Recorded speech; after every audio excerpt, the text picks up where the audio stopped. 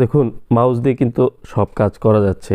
এটি একটি ওটিজির মাধ্যমে আমি কিন্তু মাউস দিয়ে ফোনটি ইউজ করতে পারছি, আর কাজটি কিন্তু অনেক ঝুঁকিপূর্ণ। আসসালামু আলাইকুম ভিউয়ার্স, রানা টেলিকমের পক্ষ থেকে আমি রানা আবার হাজির হয়ে গেছি। আসলে আজকের এই ফোনটি একটু ব্যতিক্রম প্রবলেম। এটি জয়পুরহাট হিলি বর্ডার থেকে পাঠিয়েছেন মাহফুজ ভাই। উনি মূলত ওনার ফোনটির প্রবলেম হচ্ছে, ফোনটি কিন্তু একদম রানিং রয়েছে।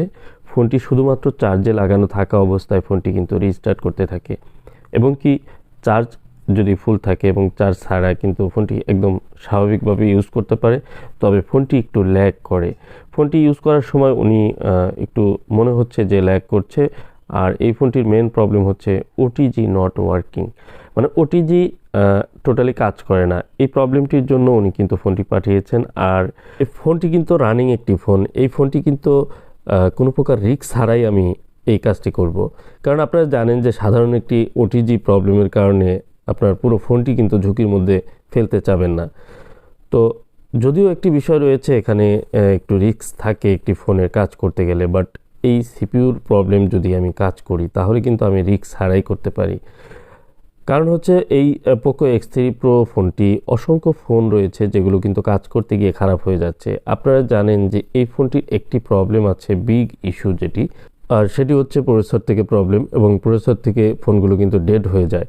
আরেকটি ফোন ডেড হয়ে যাওয়ার পর সেই ফোনটি কিন্তু অনেক জায়গাতেই দেখিয়ে বিভিন্ন জায়গায় বিভিন্ন স্টেপে কাজ করতে থাকেন। এটি একটি ফ্রেশ মাদারবোর্ড। দেখুন, এই মাদারবোর্ডটিতে কোনো ধরনের কাজ করা হয়নি, যদিও এই ফোনটি খোলা হয়েছিল এবং কি হয়তো কোথাও দেখানো হয়েছিল। ওনারা চার্জিংয়ের লজিক থেকে শুরু করে র্যাবন কানেক্টিভিটি এগুলো জাস্ট চেক করেছেন, বাট এই ফোনটিতে হার্ডওয়্যারে কোনো ধরনের কাজ করেনি, যে কারণে আমি কিন্তু এটি কোনো ধরনের রিস্ক ছাড়াই এই কাজটি আমি করব ইনশাল্লাহ। কারণ দেখুন, একটি ফোন আপনি যদি রানিং ফোন ইউজ করতে থাকেন, একটি দামি ফোন, সেই ফোনটি চাবেন না যে সেটি ডেড হয়ে যাক। আর এই ফোনটির ওনার যিনি, ওনাকে আমি বলেছি যে এই ফোনটি ইনশাল্লাহ ডেড রিস্ক ছাড়াই আমি কাজ করে দেব। প্রথমত আমার প্রসেসর রিবোলিংয়ের মাধ্যমে আমার যে ওটিজি প্রবলেম এবং ফোনটি ল্যাগ করছে, মানে এটি ডেড হওয়ার আগের যে সিমটমগুলো থাকে, অনেকের ফোনগুলো কিন্তু এরকম রিস্টার্ট করতে থাকে।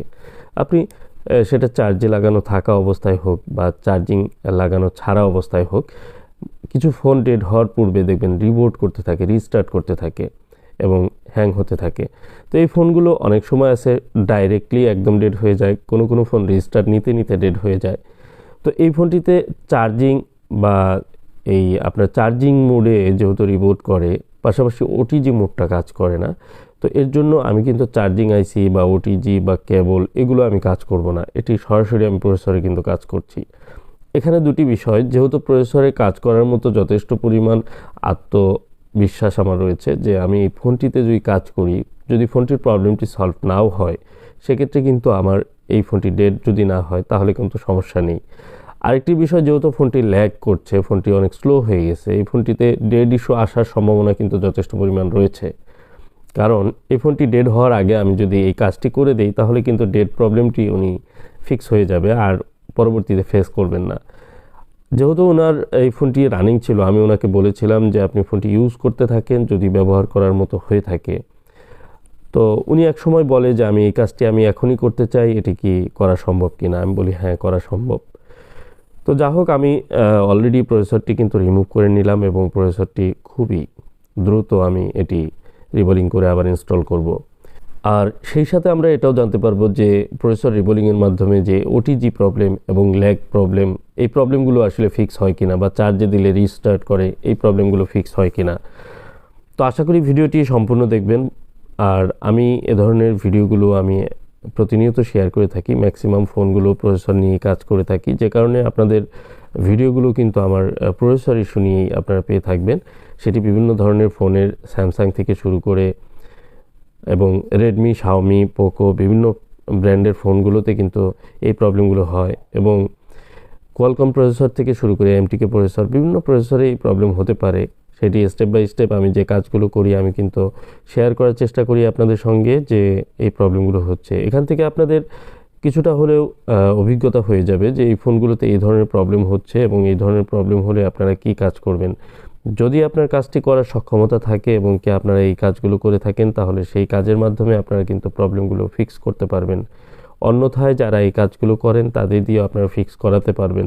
তবে এটি অত্যন্ত ঝুঁকিপূর্ণ একটি কাজ। ম্যাক্সিমাম টাইম আমি বলে থাকি প্রত্যেকটি ভিডিওতে, যেহেতু প্রতিদিন 5 থেকে 10 জন লোক আমার কাছে ফোন করে থাকেন যে এই কাজগুলো করাতে দিয়ে তাদের ফোনগুলো আর অন হচ্ছে না, ডেড হয়ে গেছে, বা প্রসেসর সমস্যা, র্যাম সমস্যা, এ ধরনের নানান রকমের কমপ্লেন করেন। আপনারা জানেন যে এই ফোনগুলোর 99% ফোনের আইসি কিন্তু ভালো থাকে, কোনো ধরনের প্রবলেম হয় না। যেহেতু হঠাৎ করে এই ফোনটি বন্ধ হয়ে যাচ্ছে, মানে হচ্ছে যে ফোনটিতে অতীতে কোনো ধরনের কাজ হয়নি, ফোনটি লিকুইড ড্যামেজ হয়নি, হাত থেকে পড়েনি, ফিজিক্যালি কোনো প্রবলেম না হওয়ার পরেও এই ফোনটি হঠাৎ করে যখন ডেড হয়ে যায় তখন এই ফোনটিতে কিন্তু অন্য কোনো প্রবলেম হওয়ার সম্ভাবনা থাকে না। আর আমরা ডিসি পাওয়ার সাপ্লাইয়ের মাধ্যমে এবং ডিসি মিটার, মাল্টিমিটারের মাধ্যমে বিভিন্নভাবে কিন্তু আমরা চেক করতে পারি যে এটি কি অ্যাবনর্মাল রয়েছে কিনা। আপনারা জানেন যে এটির 2টা রিডিং থাকে এবং 2টা রিডিংয়েই কিন্তু রিপেয়ার করা 100% পসিবল। এই দুটি রিডিংয়ের মধ্যে হচ্ছে একটি হচ্ছে অনলি 5 থেকে 6 reading, DC power supply only 5 থেকে 6 রিডিং, আর আরেকটি রিডিং হচ্ছে 15, 16, 17 এর মধ্যে একটি রিডিং। একটি পাওয়ার সাপ্লাইয়ের ব্যতিরেকে বা পাওয়ার সাপ্লাইয়ের ভোল্টেজ অ্যাম্পিয়ারের ভিন্নতার কারণে রিডিংয়ের কিছুটা তারতম্য হতে পারে, যে কারণে কিন্তু আমি এরকমভাবে রিডিংটি বলে থাকি। তো আরেকটি বিষয় হচ্ছে যে এই ফোনটি আপনি চার্জিং মোডে কিন্তু অনলি 0.1 এরকম লোডিং টানবে, আসলে চার্জ হয় না। কোনো ফোন রয়েছে যেগুলো চার্জে দেওয়ার পর আপনার এলইডি ব্লিঙ্ক করতে পারে, বাট ফোনটি অন হয় না। সেটি কোয়ালকম মোডে আপনি ফোনটি বুট করতে পারে, কানেক্টিভিটি আপনি চেক করতে পারেন কম্পিউটারের সঙ্গে, সেটি কোয়ালকম পোর্ট পেতে পারে। আরেকটি বিষয় হচ্ছে যে এই ফোনগুলোর ক্ষেত্রে আপনারা যখনই এই সিমটমগুলো দেখবেন, অবশ্যই একজন অভিজ্ঞ দক্ষ একজন হার্ডওয়্যার যারা অ্যাডভান্স লেভেলের এই রিবোলিংয়ের কাজগুলোতে এক্সপার্ট, একমাত্র তাদেরকেই দেখাবেন। কারণ যত পুরনো টেকনিশিয়ানই হোক, এই কাজে এক্সপার্ট না হলে তাহলে কিন্তু এই ফোনটি কিন্তু আর রিপেয়ার করা পসিবল হবে না। অনেকে আছেন 10টি, 15টি, 20টি ফোন হয়তো রিপেয়ার করেছেন, কিন্তু তারপরেও তারা কিন্তু অতটা কনফিডেন্টলি ফোনগুলো রিপেয়ার করতে পারছেন না। অনেকেই আছেন, আমরা এরকমভাবে বলে থাকি, কারণ আপনার যাদের ফোনগুলো প্রবলেম হওয়ার পর ওনারা কিন্তু বিভিন্ন জায়গায় খুঁজতে থাকেন যে কিভাবে এই প্রবলেমটি তখন সলভ করা যায়। আর এক পর্যায়ে যেহেতু বাংলাদেশে আমি প্রচুর পরিমাণে পোকো X3 Pro রিপেয়ার করেছি এবং আমার ভিডিওগুলো শেয়ার করা রয়েছে, যে কারণে কোনো না কোনোভাবে আমার সাথে কিন্তু যোগাযোগ হয়ই তাদের সঙ্গে। আর তাদের সঙ্গে কথা বলার পর আমার কিন্তু খুবই খারাপ লাগে যে ফোনগুলো একদম ঠিক হওয়ার মতো ছিল, সেই ফোনগুলো এখন কিন্তু আর হবে না। তো আসলে এই ফোনগুলো যেহেতু খারাপ হয়ে যাচ্ছে, সেগুলোতে আর কিছু করার নেই। আপনারা অনেকে ফোন দেন, বাট আমি তাদের জন্য তেমন কিছুই করতে পারি না। কারণ এই ফোনগুলো যেখানে 100% ঠিক হওয়ার মতো, সেই ফোনটি যদি আপনার খারাপ হয়ে যায়, সেটির আর ঠিক করার কোনো ওয়ে নাই। কারণ অনেকে আছেন প্রসেসর মনে করেন যে প্রসেসরগুলো হয়তো অ্যাভেলেবল পাওয়া যায়, বাট এই মুহূর্তে প্রসেসরগুলো আমাদের বাংলাদেশে এখনও আসেনি, বা এই প্রসেসর চেঞ্জ করতে গেলে অনেক এটির যে ফার্মওয়্যার নতুন করে চেঞ্জ করতে হবে, বেসবেন্ট, আইএমইআই অনেক কিছু রিপেয়ার করতে হবে, সে একটি লম্বা প্রসেস। আর আইসিটি যখন আসবে তখন সেই প্রসেসগুলো হয়তো বা সম্পূর্ণ করে ফোনগুলোকে রানিং করা সম্ভব হতে পারে, যদি আপনার ফোনের বাকি সব কিছু ঠিক থাকে। কিন্তু ততক্ষণে দেখা যায় একটি ফোন ডেড রিপেয়ার করতে গেলে তখন সিপিইউ রিবোলিংয়ের মাধ্যমে যখন প্রবলেমটি সলভ হয় না, তখন উনি অন্য জায়গাতে পাওয়ার সেকশন, বিভিন্ন সেকশনে কিন্তু ওনারা ইউএফএস আইসিটি ফ্ল্যাশার সেটিতে কাজ করতে থাকেন। একের পর এক কাজ করতে করতে ফোনটির অবস্থা একদম খারাপ হয়ে যাওয়ার পর ফোনটি কিন্তু ওনারা রিটার্ন করেন। এরকম অনেক ফোনই আমি পেয়ে থাকি, এবং তুচ্ছ একটি সমস্যার কারণেও কিন্তু ফোনটিতে অনেক বিশাল কাজ করে অবশেষে ফোনটি রিটার্ন করেছেন। সমস্যাটি ছিল খুবই ক্ষুদ্র, এরকম ফোনও আমি পেয়েছি। তো যা হোক, এখান থেকে আসলে আমাদের অভিজ্ঞতা সেটাই যে আমরা এই ফোনটির ক্ষেত্রে আমরা 100% জেনে রাখবো যেটি র্যাম, প্রসেসর রিবোলিংয়ের মাধ্যমেই প্রত্যেকটি ফোনই ঠিক হবে, এবং কি ফোনগুলোতে কোনো ধরনের আইসি ড্যামেজ হওয়ার সম্ভাবনা নেই। বিশেষ করে অনেকে বলেন যে র্যাম চেঞ্জ করতে হয়, র্যাম খারাপ হয়ে গেছে, র্যাম চেঞ্জ করতে হবে। আমি আপনাদের বলবো এটি 99% র্যাম ভালো থাকে, খারাপ হয় না।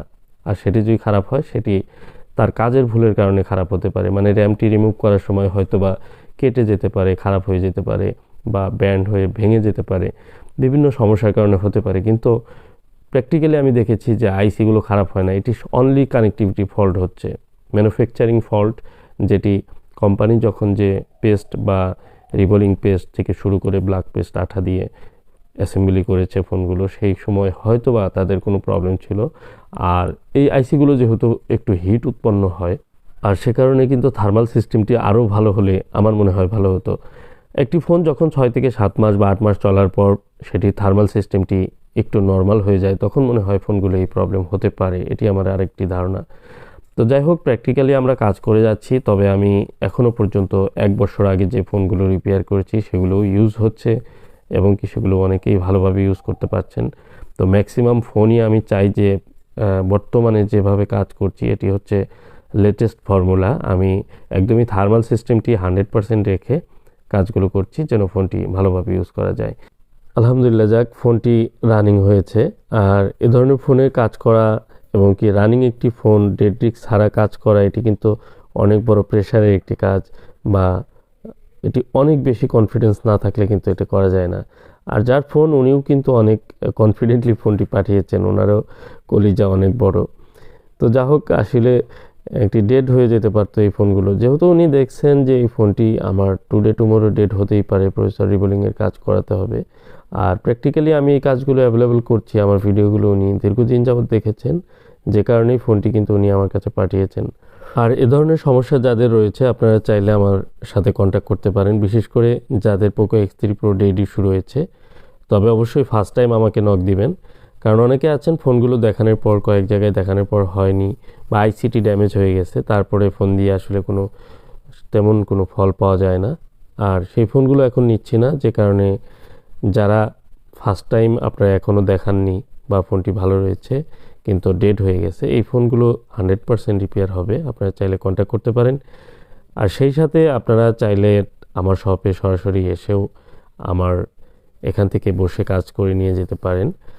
আমার অ্যাড্রেসটি হচ্ছে, আপনারা গুগলে গিয়ে মাইক্রোফোন আইকনটিতে রানা টেলিকম বললেই আপনার সরাসরি গুগল কিন্তু আমাকে দেখিয়ে দিবে, বা আমার শপের যে ছবিটি রয়েছে আপনাদের দেখাচ্ছি, দেখুন এটি হচ্ছে রানা টেলিকমের মেন যে পেজটি, এবং কি এখানে আমার শপের ছবি সহ ডিরেকশন দেওয়া আছে, আপনারা কিভাবে আসবেন সেটি দেখে দেখে আসতে পারেন। তো এবার আমরা এই ফোনটি ওটিজি লাগিয়ে চেক করব। ওটিজি কনভার্টার পাওয়া যায়, আপনারা জানেন। ওটিজির মধ্যে আমার ওয়্যারলেস মাউস কানেক্ট করলাম এবং কি দেখুন মাউসটি কাজ করছে। তো এর মানে হচ্ছে যে আমার ওটিজির যে প্রবলেমটি ছিল সেটি কিন্তু সলভ হয়ে গেল। কিন্তু একটি রানিং ফোনের জন্য আপনার শুধুমাত্র ওটিজির কাজ করার জন্য যে একটি প্রসেসর রিবোলিং, এটি অনেক ঝুঁকিপূর্ণ। যারা কাজ করেন তারাই একমাত্র বুঝবেন। তো ভিডিওটি ভালো লাগলে অবশ্যই লাইক করবেন, সাবস্ক্রাইব করবেন। আসসালামু আলাইকুম ওয়া রাহমাতুল্লাহি ওয়া বারাকাতুহু।